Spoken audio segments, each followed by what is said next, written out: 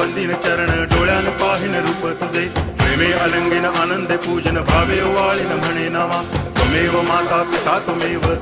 बंधुश्च सखा त्वमेव विद्या तरुणं त्वमेव सर्वं मम देव कायेन वाचा मनसेन्द्रियैर्वा बुद्ध्यात्मना वा प्रकृति स्वभावात् करोमि यद्यत् सकलं परस्मै नारायणायति समर्पयामि अच्युतं केशवं रामनारायणं कृष्णदामोदरं वासुदेवं हरि गिरिधरं माधवं गोपिकावल्लभं जानकीनायकं रामचन्द्रं भजे हरे राम